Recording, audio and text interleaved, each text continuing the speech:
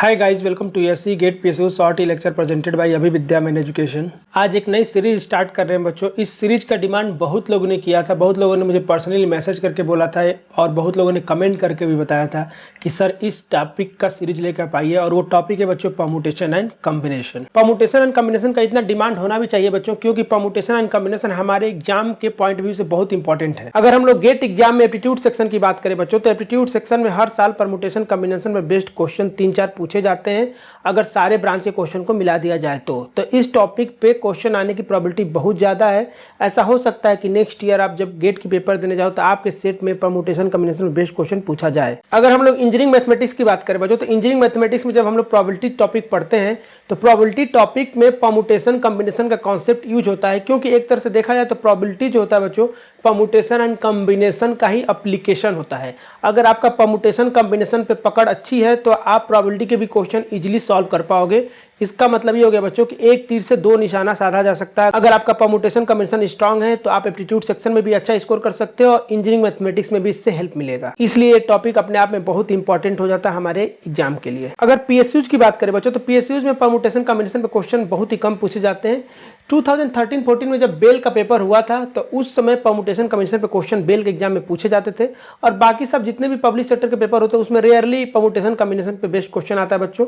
एक दो क्वेश्चन आपको दिख जाएगा, वो भी एकदम बेसिक कॉन्सेप्ट पे बेस्ट क्वेश्चन पूछे जाते हैं। अगर हम लोग इंजीनियरिंग सर्विस की बात करें बच्चों, तो इंजीनियरिंग सर्विस के एग्जामिनेशन में परम्यूटेशन कॉम्बिनेशन में बेस्ट क्वेश्चन पूछे जाते हैं। उसके लिए बहुत इंपॉर्टेंट टॉपिक है परम्यूटेशन एंड कॉम्बिनेशन। जो नॉर्मल प्रोबेबिलिटी क्वेश्चन हमारे एप्टीट्यूड सेक्शन में आते हैं बच्चों, उसमें भी परम्यूटेशन कॉम्बिनेशन का कॉन्सेप्ट यूज किया जाता है। तो ओवरऑल देखा जाए तो परम्यूटेशन कॉम्बिनेशन हमारे एग्जाम के लिए बहुत इंपॉर्टेंट टॉपिक है। ये 5 स्टार टॉपिक है। अगर आप गेट की प्रिपरेशन कर रहे हैं, किसी भी ब्रांच से आप हैं, तो आपको परम्यूटेशन कॉम्बिनेशन स्ट्रांग करना ही पड़ेगा अगर आप अच्छा स्कोर करना चाहते हैं। तो परम्यूटेशन कॉम्बिनेशन स्टार्ट करने से पहले बच्चों आप लोगों को बता दूं कि परम्यूटेशन कॉम्बिनेशन पे बेस्ड जो क्वेश्चन होते हैं वो डिफरेंट लेवल के क्वेश्चन फ्रेम किए जा सकते हैं। इसमें बहुत ही वैरायटी है।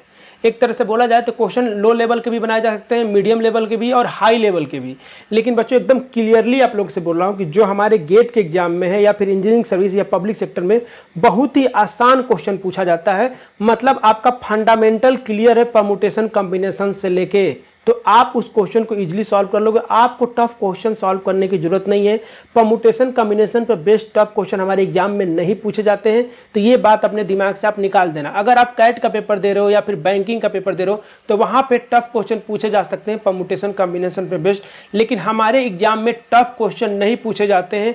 अगर आपका बेसिक फंडामेंटल क्लियर है कि क्या परम्यूटेशन क्या होता है, कॉम्बिनेशन क्या होता है, इन दोनों में डिफरेंस क्या होता है, तो मैं 100% डैम श्योर हूं कि आप सारे के सारे क्वेश्चन सॉल्व कर लोगे विद इन सेकेंड। अगर आप परम्यूटेशन कॉम्बिनेशन को एकदम स्ट्रांग बनाने चाहते हो बच्चों, तो कुछ बातों का आपको ध्यान रखना पड़ेगा। पहला बात यह बच्चों कि जो भी आपके दिमाग में कॉन्सेप्ट है परम्यूटेशन कॉम्बिनेशन को लेके, उनको अभी भूल जाओ आप। जब तक मेरी ये सीरीज चलेगी, जब तक आप कंप्लीट पार्ट ना देख लो, आप उन कॉन्सेप्ट को याद करने की जरूरत नहीं है। जितना मैं आपको कॉन्सेप्ट बता रहा हूं उतना ही आपको कॉपी में नोट करना, नोट्स बनाना बहुत जरूरी है और एक एक पॉइंट को लिखना है। कई बार होता है बच्चों कि कुछ पॉइंट में मुंह से बोल देता हूं, वहां पे लिखता नहीं हूं। तो आप अपने लैंग्वेज में, आपको हिंदी आती है, उर्दू आती है, तेलुगु आती है, मराठी आती है, जो भी लैंग्वेज आपको आता है उस लैंग्वेज में अपना पॉइंट को नोट कर लेना, ताकि जब आप रिवाइज करो तो आपके मन में कोई भी डाउट ना रह जाए। जितना मैं बोलूंगा आपको सोचने के लिए उतना ही सोचना है, उससे ज्यादा नहीं सोचना है बच्चों। अगर उससे ज्यादा सोचते हो तो ऐसा हो सकता है कि आपको समझने में परेशानी हो और कंफ्यूजन आपके मन में पैदा हो जाए। मैं आपको सोचने से नहीं रोक रहा हूं, मैं बोल रहा हूं आपको जैसा सोचना है सोचना, लेकिन सारे पार्ट कंप्लीट करने के बाद सोचना, क्योंकि जब आप एक प्रोसेस में सीखोगे स्टेप बाय स्टेप तो आपका सारे मन के डाउट क्लियर हो जाएंगे। और दूसरी बात बच्चों आपको यह ध्यान देना है कि जब भी कोई भी पार्ट आप देखो उसके पहले जितने भी पार्ट देखे उसको एक बार रिवाइज कर लो। जैसे कि मान लो आप पार्ट 2 देखने जा रहे हो तो पार्ट 2 के पहले पार्ट 1 कंप्लीट हो चुका है, तो पार्ट 1 के जो नोट्स आप बनाए उसको एक बार रिवाइज कर लो, फिर पार्ट 2 देखो। अगर मान लो कि आप पार्ट 5 देख रहे हो तो पार्ट 5 से पहले पार्ट 1, पार्ट 2, पार्ट 3, पार्ट 4 के जो नोट्स बनाए हो एक बार उसको रिवाइज कर लो। अगर आप ऐसा करोगे बच्चों तो आपको बेनिफिट बहुत ज्यादा होगा, आपके मन में कोई भी डाउट नहीं रह जाएगा। और तीसरा पॉइंट जो सबसे ज्यादा इंपॉर्टेंट है बच्चों, कोई भी क्वेश्चन परम्यूटेशन कॉम्बिनेशन से रिलेटेड आपको अभी सॉल्व नहीं करना है जब तक आप मेरे सारे पार्ट को कंप्लीट नहीं कर लो। जितना मैं क्लास में क्वेश्चन कराऊंगा उतना ही आपको करना है, उतने एग्जांपल सॉल्व करना। उसी को 2 बार करो, 3 बार करो, लेकिन उससे ज्यादा करने की कोशिश मत करना। आपके मन में डाउट हो सकता है क्योंकि मैं आपको स्टेप बाय स्टेप सिखाऊंगा एक एक चीज। ऐसा हो सकता है कि मान लो किसी बात को मैं पार्ट 5 में बता रहा हूं, आप पार्ट 3 तक देख के उस क्वेश्चन को सॉल्व कर रहे हो तो आपके मन में डाउट हो जाएगा और जो कॉन्सेप्ट है वो बिगड़ बिगड़ जाएगा। इसलिए जब तक मेरी सीरीज कंप्लीट ना हो जाए, जब तक सारे पार्ट ना देख लो, आपको कोई भी क्वेश्चन अपने मन से सॉल्व करने की जरूरत बिल्कुल नहीं है। जिस दिन मैं पूरा परम्यूटेशन कॉम्बिनेशन कंप्लीट कर दूंगा, उसके बाद आप कोई भी बुक लेके सॉल्व करना, कोई भी कोचिंग का मटेरियल सॉल्व करना, मैं 100% डैम श्योर हूं कि आपसे क्वेश्चन बनेंगे ही, वो भी विथ इन सेकेंड। ठीक है, और इतना आपका कॉन्सेप्ट क्लियर हो जाएगा कि आने वाले दिनों में आप परम्यूटेशन कॉम्बिनेशन किसी को पढ़ा भी सकते हो। परम्यूटेशन एंड कॉम्बिनेशन को बच्चों मॉडर्न मैथ ही बोला जाता है, क्योंकि परम्यूटेशन कॉम्बिनेशन का कॉन्सेप्ट हम लोग डेली लाइफ में बहुत ही ज्यादा यूज करते हैं। परम्यूटेशन कॉम्बिनेशन स्टार्ट करने से पहले बच्चों एक पॉइंट एकदम आपका क्लियर होना चाहिए, और ये सबसे इंपॉर्टेंट पॉइंट है परम्यूटेशन कॉम्बिनेशन का, कि परम्यूटेशन कॉम्बिनेशन एक मेथड है, ये कोई टॉपिक नहीं है। इस मेथड को यूज करके हम लोग काउंटिंग पे बेस्ड जो क्वेश्चन होते हैं उनको विथ इन सेकेंड सॉल्व कर लेते हैं, उसमें ज़्यादा आपको टेंशन लेने की जरूरत नहीं पड़ती। अगर लेमैन लैंग्वेज में समझाऊं तो काउंटिंग पे बेस्ड जितने भी क्वेश्चन होते हैं, जिस ऐसे क्वेश्चन जहाँ पे काउंटिंग इन्वॉल्व हो, अगर उनमें परम्यूटेशन कॉम्बिनेशन का कॉन्सेप्ट लगाते हैं तो वो क्वेश्चन इजीली आप सॉल्व कर लोगे विथ इन सेकेंड। तो सिंपल सा लैंग्वेज में परम्यूटेशन कॉम्बिनेशन एक मेथड है। अब वो क्या मेथड है, कैसा है, जब हम लोग आगे पार्ट बनाते जाएंगे, पढ़ते जाएंगे तो एकदम क्लियर होता चला जाएगा। आज के पार्ट में हम लोग फंडामेंटल प्रिंसिपल ऑफ काउंटिंग के बारे में डिटेल में पढ़ने वाले हैं। फंडामेंटल प्रिंसिपल ऑफ काउंटिंग क्या होता है ये आगे चल के आपको पता चलेगा। तो जैसा कि बताया बच्चों कि जितने भी क्वेश्चन काउंटिंग पे बेस्ड होंगे, ऐसे क्वेश्चन जहाँ पे काउंटिंग इन्वॉल्व होगा, वहां पे परम्यूटेशन कॉम्बिनेशन के कॉन्सेप्ट लगाने से वो क्वेश्चन इजीली सॉल्व हो जाते हैं। तब आपके दिमाग में आएगा सर काउंटिंग पे बेस्ड क्वेश्चन का मतलब क्या है। तो एक सिंपल से एग्जांपल देता हूं बच्चों। मान लेता हूं कि आपके पास 2 शर्ट है और साथ में 2 पैंट है, और आपको किसी पार्टी को अटेंड करना है, तो आप कितने तरीके से शर्ट पैंट पहन के जा सकते। अब 2 शर्ट 2 पैंट है बच्चों, तो आप अपने फिंगर पे काउंट करके पता कर सकते हो कि कितने शर्ट, कौन से शर्ट के साथ कौन पैंट पहन सकता है। अगर फिंगर पे नहीं काउंट कर सकते बच्चों तो ऐसे लिख के भी सोच सकते हो कि 2 शर्ट है तो मान लेते हैं शर्ट S1 S2 है, 2 पैंट है तो मान लेते हैं बच्चों P1 P2 2 पैंट हो गया। अब आप सोचोगे कि सर शर्ट 1 अगर हम पहनते हैं तो उसके साथ कोई भी पैंट पहन लेंगे, P1 पैंट भी पहन सकते हैं, P2 भी पैंट पहन सकते हैं, यानी कि शर्ट 1 के साथ 2 ऑप्शन है, यानी कि शर्ट 1 पहनेंगे तो 2 ऑप्शन से हम पैंट पहन सकते हैं।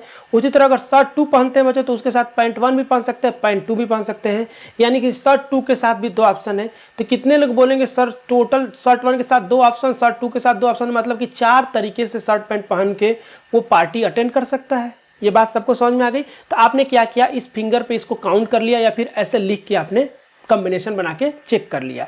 अगर बच्चों इसी में मैं थोड़ा सा चेंज कर दूं, अगर मैं बोलूं बच्चों कि 10 शर्ट है, ध्यान समझना, 10 शर्ट है एंड 10 पैंट है, तो आप क्या करोगे, आप फिंगर पे काउंट कर पाओगे क्या। तो आप फिंगर पे काउंट करोगे बच्चों तो मन में आपके बहुत सारे डाउट आएगा।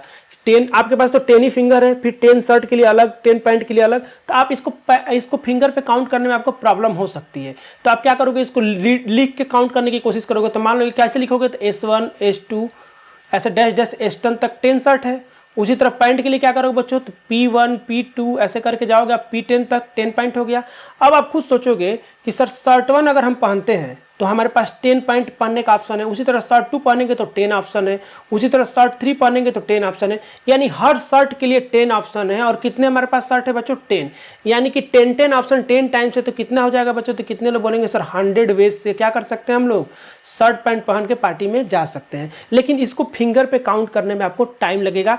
तो हमने कैसे काउंट किया, हमने एक पैटर्न बना लिया कि S1 के साथ 10 कॉम्बिनेशन, S2 के साथ 10 कॉम्बिनेशन, हमने एक फिक्स पैटर्न काउंट किया, और फिक्स पैटर्न पता करने के बाद हमने टोटल कैलकुलेट कर लिया बच्चों। तो देखो जो भी काउंटिंग पे बेस्ड क्वेश्चन होते हैं, जितने भी क्वेश्चन होंगे जहां पे काउंटिंग इन्वॉल्व होगा, उसको आप अपने फिंगर पे काउंट करके पता कर सकते हैं, फिंगर पे काउंट करके पता सकते हैं, या फिर उसको बोलते हैं कॉमन सेंस। तो जितने भी काउंटिंग क्वेश्चन होते हैं बच्चों, उसको या तो फिंगर पे काउंट कर लो। अगर सैंपल देखो, यहाँ पे सैंपल क्या है, छोटा है, लेकिन यहाँ पे सैंपल क्या हो जा रहा है, बड़ा हो जा रहा है। तो छोटा सैंपल रहेगा तो आप अपने फिंगर पे काउंट कर सकते हो, और अगर आप पैटर्न फॉलो कर लिए तो वो मतलब कि कॉमन सेंस अप्लाई करके आप पता कर ले रहे हो। तो एक मेथड हो गया इसको सॉल्व करने का। अब यहाँ पे एक पॉइंट समझने वाली बात है बच्चों कि जितने भी काउंटिंग पे बेस्ड क्वेश्चन होते हैं, उनमें से 95% जो क्वेश्चन होते हैं उनमें एक फिक्स पैटर्न दिखता है। अब उसी फिक्स पैटर्न के बेसिस पे हमने एक फार्मूला बना दिया परम्यूटेशन और कॉम्बिनेशन का।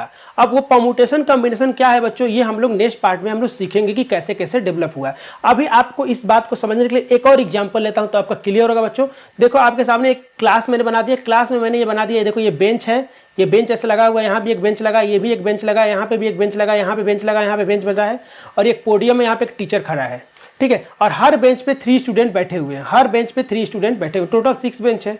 अगर ये टीचर आपसे पूछेगा कि नंबर ऑफ स्टूडेंट काउंट करके बताओ कितने क्लास में हैं, तो एक बच्चा क्या करेगा, काउंट करना चालू करेगा 1 2 3 4 5 6 7 8 9 10 11 12 13 14 15 16 17 18, तो बोलेगा सर 18 स्टूडेंट है।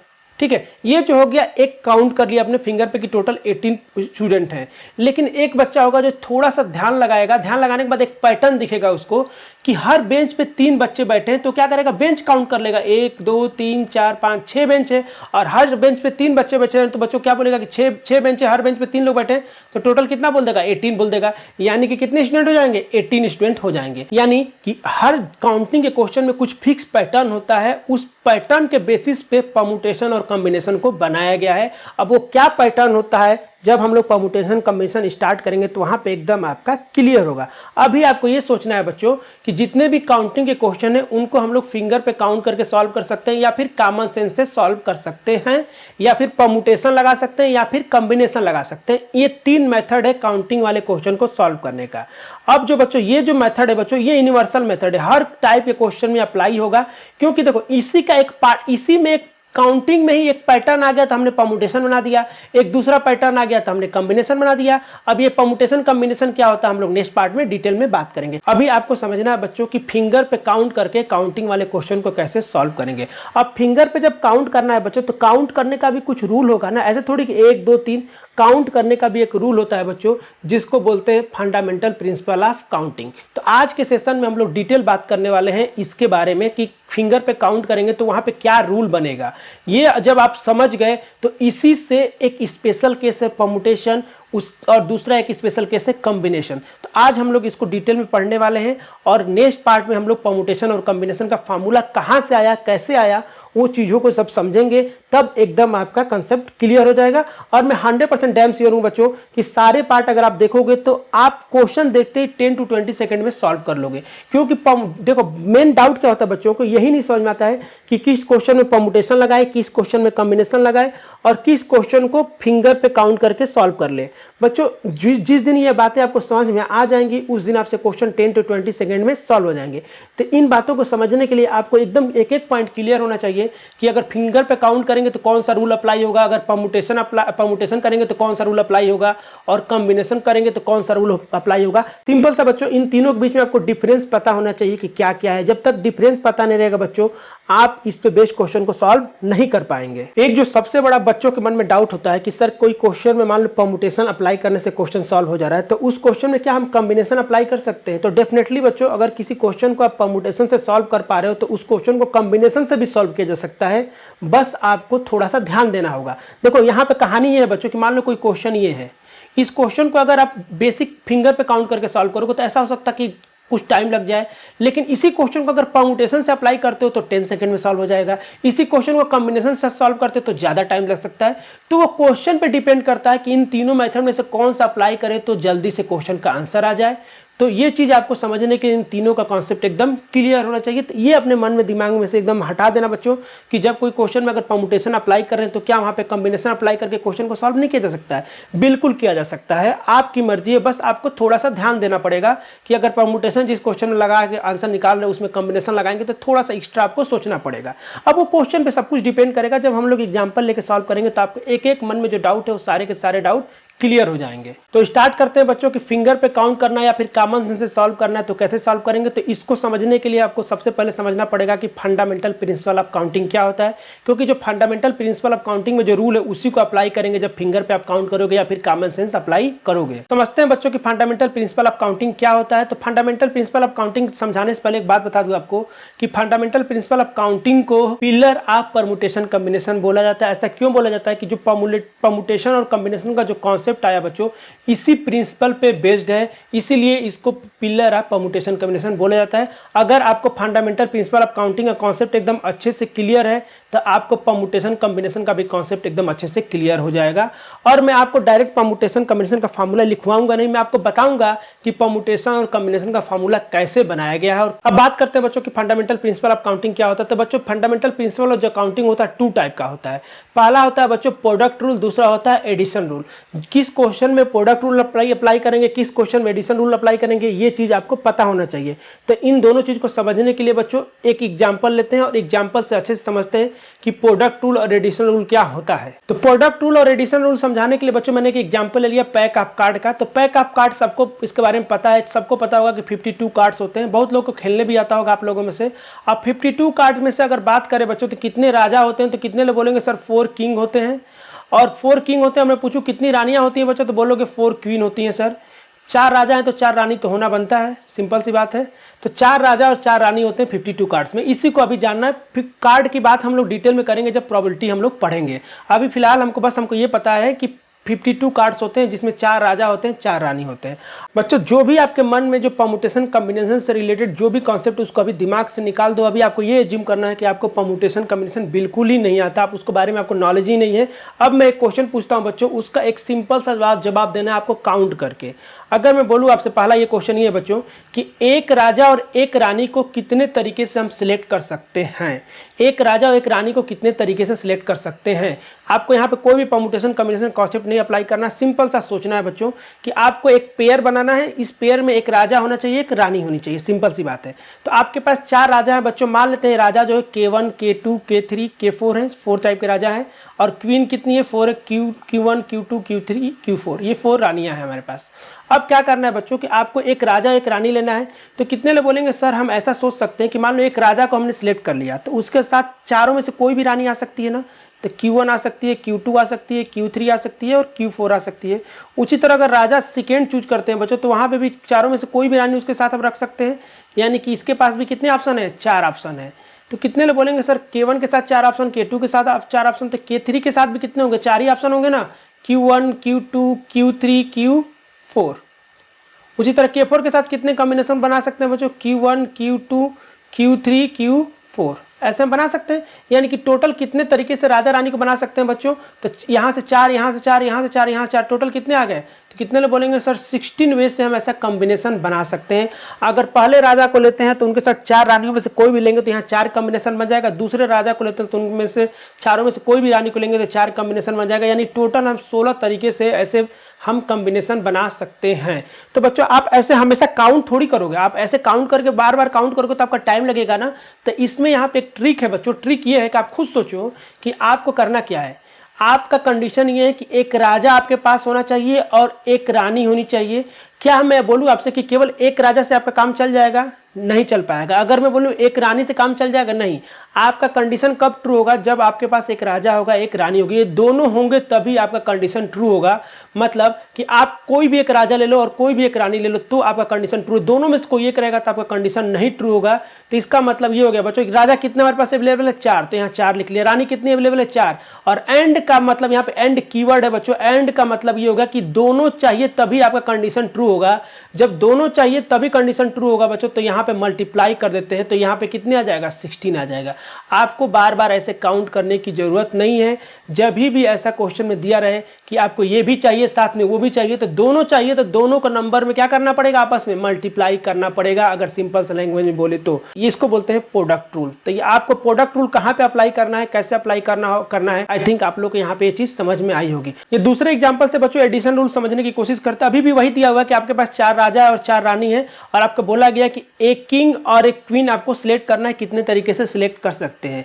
तो एक किंग और एक क्वीन का मतलब अगर लेमन लैंग्वेज बोले तो एक राजा या फिर एक रानी, क्योंकि यहाँ पे और क्या है, एक कीवर्ड है। या तो एक आपको राजा सिलेक्ट करना है या फिर एक रानी सिलेक्ट करना है। तो आप राजा को कितने तरीके से सिलेक्ट कर सकते हो, आप खुद सोचो कि आपके पास कितने राजा हैं, 4 राजा हैं। तो 4 में से किसी भी तरीके से किसी को सिलेक्ट कर सकते हो, K1 K2 K3 और K4। उसी तरह किसी एक रानी को सिलेक्ट कर सकते हो, तो कितने तरीके से कर सकते हो, 4 तरीके से कर सकते हो। क्योंकि इस क्वेश्चन का कंडीशन ये है कि या तो राजा रहेगा तो भी काम हो जाएगा या फिर रानी रहेगी तो भी हमारा कंडीशन क्या हो जाएगा, ट्रू हो जाएगा। इन दोनों में से कोई भी एक रहेगा तो कंडीशन क्या हो जाएगा, ट्रू हो जाएगा, क्योंकि यहाँ पे और वर्ड यूज हुआ है। लेकिन ये प्रीवियस एग्जांपल में क्या था बच्चों कि यहाँ पे एंड लगा था, मतलब यहाँ पे एक राजा भी चाहिए था साथ में एक रानी भी चाहिए था। लेकिन यहाँ पे एक राजा रहेगा या एक रानी रहेगी दो तो भी काम चल जाएगा। तो टोटल कितने हो गए बच्चों, तो कितने लोग बोलेंगे सर 8 वे हो जाएंगे। तो 8 तरीके से हो सकता है। तो जब भी इस टाइप का क्वेश्चन आएगा बच्चों तो आपको ऐसे काउंट नहीं करना, आपको ऐसे सोचना है कि हमारे पास कितने राजा अवेलेबल हैं, 4, कितनी रानियां हैं, 4। अब और वर्ड यूज किया गया, मतलब या तो एक राजा चाहिए एक तो रानी, यानी कि या तो ये चाहिए या तो ये चाहिए, दोनों में से कोई सी से भी काम चल सकता है, तो उनके बीच में एडिशन अप्लाई करते हैं, यानी यहाँ पे कितना हो जाएगा, 8 आ जाएगा। आपको बार बार ऐसे सोचने की जरूरत नहीं, आप डायरेक्ट ऐसे सोच सकते हो कि एक किंग और एक क्वीन, जहां पे और वर्ड लगा है मतलब एडिशन हो रहा है, या तो राजा रहेगा तो भी काम हो जाएगा या फिर रानी रहेगी तो भी काम हो जाएगा, तो यहाँ पे एडिशन अप्लाई करना है। और जब दोनों की जरूरत पड़ेगी बच्चों की, जहां पे एंड वर्ड यूज रहेगा वहां पे क्या करना पड़ेगा, आपको मल्टीप्लाई करना पड़ेगा। यही कॉन्सेप्ट बच्चों प्रोबेबिलिटी में भी यूज होता है। जब दो प्रोबेबिलिटी को हमको कंफ्यूजन होता है कि उसको ऐड करें या मल्टीप्लाई करें, तो हम लोग सिमिलरली ऐसे ही करते हैं बच्चों। अगर दोनों कंडीशन की प्रोबेबिलिटी हमको चाहिए एक साथ, तो वहां पे मल्टीप्लाई होगा। अगर दोनों कंडीशन की प्रोबेबिलिटी अगर एक से भी काम चल सकता है तो वहां पे एडिशन होगा। जब मैं प्रोबेबिलिटी आप लोग को पढ़ाऊंगा बच्चों तो वहां पे मैं डिटेल में बताऊंगा कि कहां पे दो प्रोबेबिलिटी को ऐड करना है और कहां पे दो प्रोबेबिलिटी को आपस में मल्टीप्लाई करना है, लेकिन यही कॉन्सेप्ट वहां पे यूज होगा। आई थिंक आप लोग को एडिशन रूल और प्रोडक्ट रूल आप लोग एकदम क्लियर हो गया होगा कि एडिशन रूल और प्रोडक्ट रूल क्या कहता है। बच्चों बेसिकली अगर प्रोडक्ट रूल और एडिशन रूल की बात करें तो बस ये प्रोडक्ट रूल ये बोलता है कि आपको बार बार इतना लिखने की जरूरत नहीं, आपको एंड कीवर्ड दिखा तो आप क्या करो, दोनों को मल्टीप्लाई कर दो। और एडिशन रूल बोलता है बच्चों कि जब और लगा रहेगा तो आप क्या करो, आपस में इनको ऐड कर दो। बस यही प्रोडक्ट रूल और एडिशन रूल है बच्चों। तो आई थिंक आप लोग को एग्जांपल से एकदम क्लियर हो गया होगा। अब बच्चों प्रोडक्ट रूल और एडिशन रूल पे कुछ एग्जांपल सॉल्व कर लेते हैं तो आपका कॉन्सेप्ट एकदम क्लियर हो जाएगा कि प्रोडक्ट रूल क्या होता है, एडिशन रूल क्या होता है, और आपको ये भी पता चलेगा किस टाइप के क्वेश्चन एग्जाम में हमसे पूछे जाते हैं। ये दो एग्जांपल आप लोग के सामने है बच्चों, ये दोनों एग्जांपल प्रोडक्ट रूल और एडिशन रूल पे बेस्ड है। अगर प्रोडक्ट रूल और एडिशन रूल से रिलेटेड कोई भी अगर मन में डाउट होगा तो क्लियर हो जाएगा जब इसको सॉल्व करेंगे। तो एग्जांपल नंबर 1 को पहले देखते हैं बच्चों की क्या दिया हुआ क्वेश्चन में, समझते हैं। क्वेश्चन में ये दिया बच्चों की कोई पॉइंट ए है और कोई पॉइंट बी है और ए से बी तक जाने के 3 रास्ते हैं। ये 3 एरो बनाए, मतलब ये 3 रास्ते हैं ए से बी तक जाने में, और बी से सी जाने के 2 रास्ते दिया हुआ है। बी से सी अगर जाना, बी पॉइंट से सी जाना है तो 2 रास्ते दिया हुआ है। और आपसे पूछा गया बच्चों कि ए से बी तक जाने के लिए कितने रास्ते, तो आपको सीधा सा दिख रहा है ए से बी तक जाने के कितने रास्ते हैं, 3 रास्ते हैं। फिर पूछा गया बी से सी तक जाने के कितने रास्ते हैं बच्चों, तो बी से सी जाने के 2 रास्ते हैं। अब ये जो थर्ड है, जो सबसे ज्यादा इंपॉर्टेंट है बच्चों, यही चीज आपको समझाना चाहता हूं मैं कि ए से सी जाना है बी से होके, मतलब कोई बंदा है पॉइंट ए पे है, वो पॉइंट सी पे जाना है उसको, लेकिन बी से होके जाना चाहता है, तो कितने तरीके से जा सकता है ये आपसे पूछा गया है। सैंपल बहुत छोटा है बच्चों, तो इसको हम लोग काउंट करके भी निकाल सकते हैं। तो काउंट करते हैं बच्चों, तो ध्यान से समझना, जहां पे ये मार्कर का आपका जो टिप है उस पर ध्यान देना। मान लो बच्चों कि ए से बी पहले वो जाता है तो इस रास्ते को लेता है ए से बी तक जाने में। जब वो बी पहुंच गया बच्चों, तो बी पहुंच गया तो बी से सी जाने के उसके पास 2 रास्ते, या तो ये लेगा या तो ये लेगा, यानी कि अगर इस रास्ता को लेता तो उसके पास पहुंचने के 2 रास्ते हो गए, यानी कि 2 हो गए। अगर फिर बच्चों यहां से मान लो इस रास्ते से बी तक पहुंचा तो बी के बाद सी जाने के 2 रास्ते हो जाएंगे, फिर 2 रास्ते हो जाएंगे। फिर अगर ये रास्ता लेगा ए टू बी तक जाने में तो फिर बी से सी जाने में 2 रास्ते हो जाएंगे, यानी कि टोटल कितने हो जाएंगे, 6। यानी कि 6 तरीके से ए से सी जा सकता है बी से होके। तो ये तो आंसर आ गया बच्चों, हमने काउंट करके आंसर निकाल लिया। लेकिन अब यही सैंपल बड़ा होता तो हम काउंट करने में दिक्कत होता, तो हम लोग एक काम करते हैं, देखते हैं कि इसमें प्रोडक्ट रूल लगेगा कि एडिशन रूल लगेगा। तो आप खुद सोचो बच्चों कि कोई बंदा ए पे है जो कि सी पे पहुंचना चाहता है और बी से होके जाएगा, मतलब कि जब वो ए से सी तक जाएगा तो उसको ए और बी के बीच में कोई ना कोई एक रास्ता लेना पड़ेगा, और बी और सी के बीच में भी कोई ना कोई एक रास्ता लेना पड़ेगा, तभी वो ए से सी तक पहुंचेगा। मतलब ये हो गया बच्चों कि इन तीनों में से कोई ना कोई एक रास्ता लेगा और इन दोनों में से कोई ना कोई एक रास्ता लेगा, तभी वो सी तक पहुंचेगा। अगर दूसरे लैंग्वेज बोलूं बच्चों, ए से सी तक आपका कंडीशन है पहुंचना है, लेकिन ए से सी तक पहुंचने के लिए ए से बी तक आपको जाना पड़ेगा, बी से सी तक जाना पड़ेगा। मतलब कि ये भी कंडीशन को ट्रू होना चाहिए, ये भी कंडीशन ट्रू होना चाहिए, मतलब कि ये भी चाहिए साथ में वो भी चाहिए, दोनों चीज चाहिए। तो दोनों को क्या करना पड़ेगा, आपस में प्रोडक्ट करना पड़ेगा। यानी कि ए से बी तक जाने के 3 रास्ते हैं और बी से सी तक जाने के कितने रास्ते हैं, 2। यानी कि दोनों का आपस में प्रोडक्ट करोगे तो टोटल 6 वे आ जाएगा। तो डायरेक्ट आप यहाँ पे प्रोडक्ट रूल अप्लाई करते हैं और आंसर निकाल लेते हैं, तो टोटल कितने आ जाते हैं, 6 वे। यानी कि 6 तरीके से ए से सी तक पहुंचा जा सकता है बी से होके। अब एग्जांपल नंबर 2 देखते हैं बच्चों। एग्जांपल नंबर 2 में क्या दिया है, मान लो एक पॉइंट बी है जहां पे आप रहते हो, मतलब मान लो कि आप कॉलेज में पढ़ाई करते हो, वो पॉइंट बी पे आपका कॉलेज है, और पॉइंट ए है जो कि आपका घर है। पॉइंट ए पे आपका क्या है, घर है, और ये जो पॉइंट सी है बच्चों जहां पे आपका मामा का घर है मान लेते हैं, ठीक है। मतलब ये हो गया कि आपके कॉलेज से मामा के घर जाने के 2 रास्ते हैं और आपके कॉलेज से घर जाने के 3 रास्ते हैं, ठीक है। अब शाम को मोदी जी 7 बजे आते हैं और बोलते हैं कि लॉकडाउन है कल से। तो अब आपके घर वालों का फोन आता है और आपसे बोला जाता है या तो आप घर आ जाओ या फिर अपने मामा के घर चले जाओ, हॉस्टल में मत रुको, तो आप क्या करोगे बच्चों? तो आपके घर जाने के 3 रास्ते हैं और मामा के घर जाने के 2 रास्ते हैं।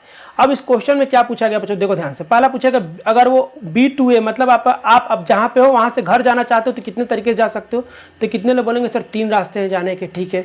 अगर वो घर से B से C जाना चाहता है, मतलब आप अपने घर जहाँ पे हो वहाँ से अपने मामा के घर जाना चाहते हो तो कितने तरीके से जा सकते हो? 2 तरीके से जा सकते हो। अब आपके घर वाले बोल दिए कि या तो घर आ जाओ या फिर अपने मामा के घर चले जाओ, तो आप ऐसा कर सकते हो कि B से A जा सकते हो या फिर B से C जा सकते हो। आप कहीं भी पहुंच जाओगे तो घर पहुंच जाओगे, मतलब मामा घर पहुंचोगे या फिर अपने घर पहुंचोगे। तो या तो आप इधर जा सकते हो या फिर तो इधर जा सकते हो। तो B से A जाने के कितने रास्ते हैं बच्चों? 3। तो देखो B से अगर A पहुंच गए तो आप फाइनल डेस्टिनेशन पहुंच गए, सेफ जगह पहुंच गए। अगर B से C पहुंच गए मामा के घर तो भी सेफ जगह पहुंच गए। मतलब कि आप या तो इन तीनों रास्तों में से कोई भी एक रास्ता ले लो या फिर इन दोनों रास्तों में से कोई भी एक रास्ता ले लो।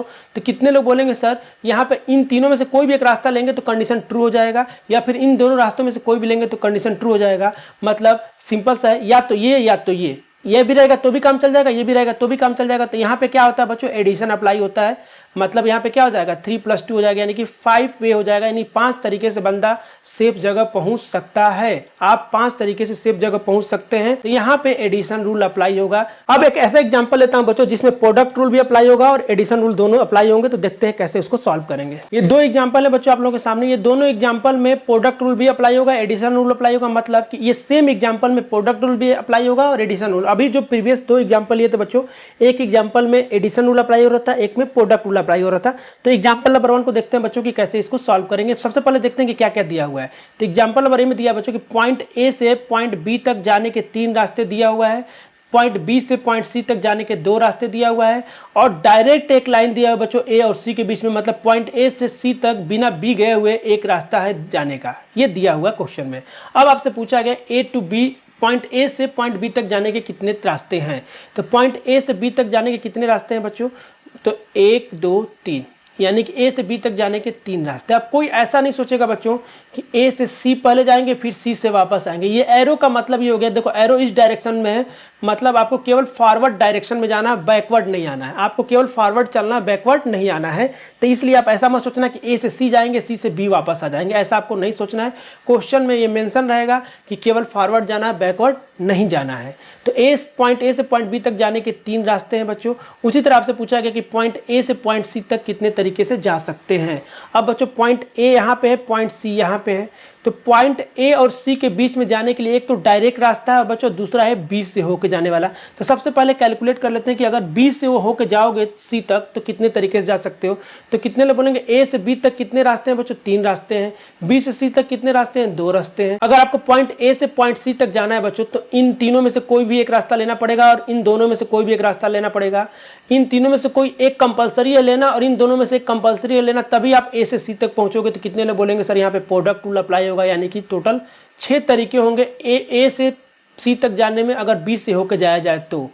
अब आपसे बोला गया बच्चों कि ए और सी के बीच में भी एक रास्ता डायरेक्ट दिया गया है, तो कितने लोग बोलेंगे एक ये भी तरीका हो जाएगा, यानी कि बी से होकर जाएगा तो 6 तरीका, और अगर डायरेक्ट जाएगा तो 1 तरीका। तो यानी कि टोटल कितने हो जाएंगे? 7 तरीके हो जाएंगे जाने के लिए, मतलब 7 तरीके से ए से सी तक वो जा सकता है। अब नेक्स्ट क्वेश्चन में बोला गया बच्चों कि ए टू सी जाना है वाया बी।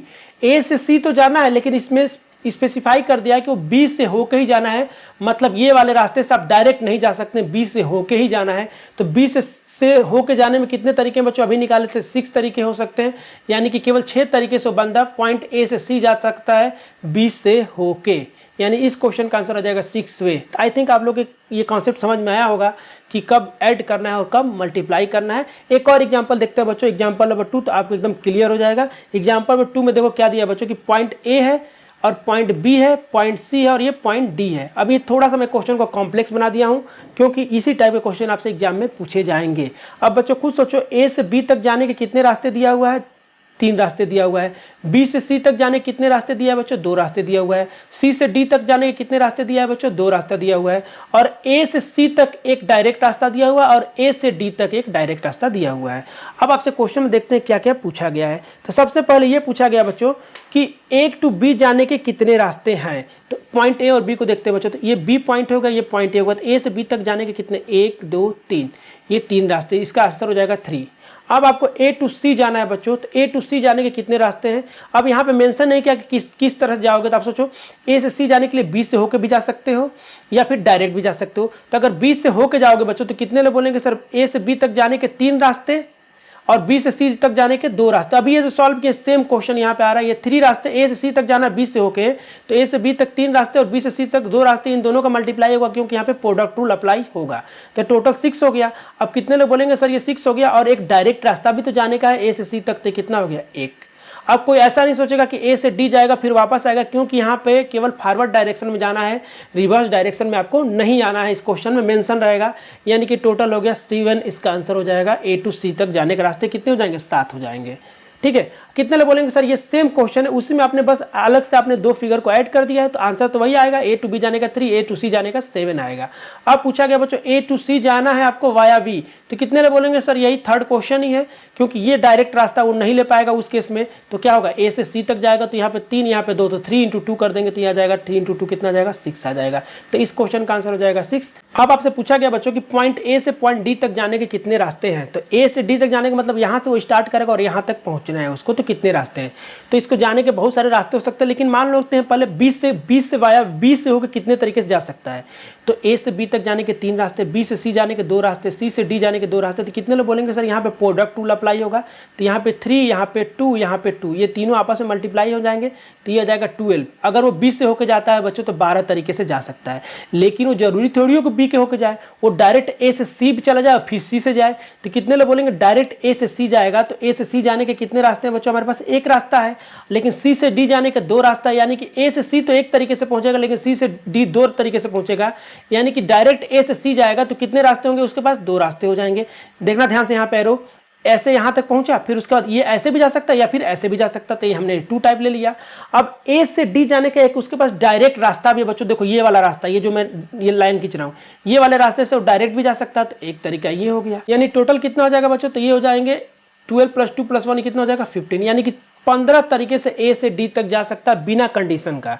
उसमें 20 से अगर होके जाता है तो 12 तरीके हैं, डायरेक्ट ए से सी जाके जाता है तो 2 रास्ते हैं, और डायरेक्ट ए से डी तक जाता है तो एक रास्ता है। अब नेक्स्ट क्वेश्चन में पूछा गया बच्चों कि पॉइंट ए से डी तक जाना है लेकिन बी होके जाना है, तो बी होके जाना है तो कितने लोग बोलेंगे सर ये रास्ता नहीं ले सकता, ये रास्ता नहीं ले सकता, मतलब ए से बी तक जाएगा, फिर बी से सी जाएगा, फिर सी से डी जाएगा। तो ए से बी तक जाने के 3 रास्ते, बी से सी तक जाने के 2 रास्ते, सी से डी जाने के 2 रास्ते, तो यही प्रोडक्ट रूल अप्लाई हो जाएगा और ये मल्टीप्लाई करके कितना आएगा, तो कितने लोग बोलेंगे सर 12 रास्ते से जा सकता है, 12 तरीके से वो जा सकता है, सिंपल सा बात है। अब आपसे पूछा बच्चों कि ए से डी तक जाना है, उसे सी होके जाना है, तो ए से डी मतलब यहां से यहां तक जाना, लेकिन सी जाना बहुत जरूरी है। तो कितने लोग बोलेंगे सी जाना, अगर बी से होके भी जाएगा तो सी होके जाएगा, तो कितने लोग बोलेंगे अगर बी से होके जाएगा 3, 2 और 2, ये तीनों आपस में मल्टीप्लाई हो जाएंगे, तो ये 12 रास्ते तो हो गए, क्योंकि बी से जो होके जाएगा उसी से होके जाना ही पड़ेगा, यानी कि 12 रास्ते ये हो गया। लेकिन ये वाला कितने लोग बोलेंगे सर ये जो डायरेक्ट रास्ता ए से डी तक, इस रास्ते से वो नहीं जा सकता क्योंकि उसको सी से होके जाना है, लेकिन ए से सी तक डायरेक्ट रास्ता इसको होके जा सकता है। तो कितने लोग बोलेंगे सर अगर यहाँ बी से होके जाता है तो 12 लगेंगे, 12 रास्ते होंगे, और अगर वो ए से सी डायरेक्ट जाके जाता है तो कितने रास्ते होंगे, 2 रास्ते होंगे। कि देखो यहाँ पे एरो को ध्यान से देखना, ये ऐसे गया, फिर उसके बाद ये ऐसे पकड़ेगा, फिर ये दूसरा रास्ता, यानी कि टोटल कितना हो जाएगा 2 हो जाएंगे, यानी कितना जाएगा 14, यानी कि 14 तरीके से ए से डी तक जा सकता है सी से होके। तो जितने भी वैरायटी के क्वेश्चन बन सकते थे बच्चों मैंने इस एग्जाम्पल में ले लिया। अब आपसे ये मैं उम्मीद करता हूँ कि इस टाइप के क्वेश्चन अगर आपके एग्जाम में आएंगे तो आप कब ऐड करना है, कब मल्टीप्लाई करना है, इस चीज को आप खुद से कर सकते हैं। तो जितने भी वैरायटी के क्वेश्चन मुझे लगा कि आपके एग्जाम में पूछे जा सकते हैं, इससे रिलेटेड मैंने सारे वैरायटी के क्वेश्चन करा दिए। अब आप इस क्वेश्चन पे स्टार लगा लेना और बार बार इस क्वेश्चन को रिवाइज कर लेना, ताकि आपके मन में इससे रिलेटेड कोई डाउट ना हो। मैं 100% डैम श्योर हूं कि आने वाले 1-2 सालों में इस टाइप के क्वेश्चन एग्जाम में पूछे जाएंगे। ये 2 क्वेश्चन होमवर्क है बच्चों, इन दोनों क्वेश्चन को आपको पढ़ना है और आपको आइडेंटिफाई करना है कि किस क्वेश्चन में प्रोडक्ट रूल लगेगा, किस क्वेश्चन में एडिशन रूल लगेगा, और आपका आंसर कितना आ रहा है। ये दोनों क्वेश्चन न्यूमेरिकल डेटा टाइप है, इन दोनों का आंसर निकालना है और कमेंट करके बताना है कि आपका आंसर क्या रहा है। और साथ में ये भी बताना है कि क्वेश्चन नंबर 1 में आप प्रोडक्ट रूल लगाएं कि एडिशन रूल लगाएं, क्वेश्चन नंबर 2 में भी प्रोडक्ट रूल लगाएं कि एडिशन रूल लगाएं। जिन लोगों का सारा कॉन्सेप्ट क्लियर हो गया उनके लिए 5 सेकंड का क्वेश्चन है, और जो लोग गेट की सीरियसली प्रिपरेशन कर रहे हैं बच्चों, मैं 100% डैम श्योर हूं कि आने वाले सालों में इस टाइप के क्वेश्चन एग्जाम में पूछा जाएगा। तो आपको इस क्वेश्चन का आंसर कमेंट करके बताना ही है। अगर आप अभी तक हमसे सोशल मीडिया पर नहीं जुड़े हैं बच्चों, तो ये फेसबुक पेज का आईडी है, इस फेसबुक पेज को फॉलो कर लीजिए। यहाँ पे डेली 1-2 क्वेश्चन मैं पोस्ट करता हूँ ताकि आपको प्रैक्टिस करने के लिए क्वेश्चन मिलता रहे। अगर आप फेसबुक नहीं चलाते हैं बच्चों तो आपको टेंशन लेने की जरूरत नहीं है। इंस्टाग्राम पेज की आईडी है, इस पेज को फॉलो कर लीजिए। सेम क्वेश्चन दोनों जगह पोस्ट होता है, आप जहाँ पे कंफर्टेबल है वहाँ पे कनेक्ट हो सकते हैं। और साथ में बच्चों ये टेलीग्राम चैनल ज्वाइन करना बिल्कुल ना भूलें। टेलीग्राम चैनल ज्वाइन करने के लिए आपको टेलीग्राम पे जाना है और वहाँ पे ये टाइप करना है अभिविद्या मैन। जब आप ये टाइप करेंगे तो आपके सामने एक चैनल ओपन हो जाएगा, उसको आपको ज्वाइन कर लेना है। ज्वाइन करने का फायदा ये है बच्चों कि जितने भी टॉपिक मैं कंप्लीट कर लिया हूँ सारे टॉपिक का पीडीएफ आपको इस टेलीग्राम चैनल के फाइल सेक्शन में जाने पे मिल जाएगा। तो आप जाके वहाँ से क्वेश्चन को लेकर प्रैक्टिस भी कर सकते हैं।